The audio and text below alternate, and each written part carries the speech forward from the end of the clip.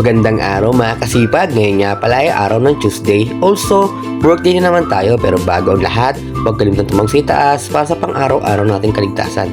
Ngayon nga pala mga kasipag ay magluluto tayo ng steaks. At dito nga mga kasipag ay naglagay na ako ng mga ricado. Naglagay ako ng mga ricado na gagamitin natin para sa lulutuin natin ngayong araw. At tara mga kasipag, samahan nyo akong lutuin ang pinakamasarap na steak sa buong mundo. At eto ay naghiwa na nga ako mga kasipag ng bawang. At syempre hindi dyan mawawala ang sibuyas. Kaya eto mga kasipag, naghiwa na rin pala ako ng gulay dito. At dito nga mga kasipag ay naglagay na rin ako ng konting pampalasa sa steak na lulutuin natin ngayong araw. Naglagay na rin pala ako dyan ng sibuyas, bawang, at syempre ang asin.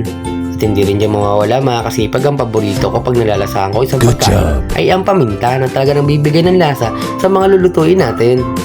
At dahil nga ayoko ng madugo at syempre matigas, ginawa ko muna to, pinressure cooker ko muna to para at least kapag kinagat natin, hindi na kailangan ng kutsilyo. Ngipin lang ay solve na. At syempre mga kasipag, parisan din natin to ng fried rice na talaga namang magpapasarap sa ating kakainin ngayong gabi. Kaya tara mga kasipag, samahan nyo ko. And after 15 minutes mga kasipag, ay luto na yung steak na hinanda natin at ang fried rice na kakainin natin.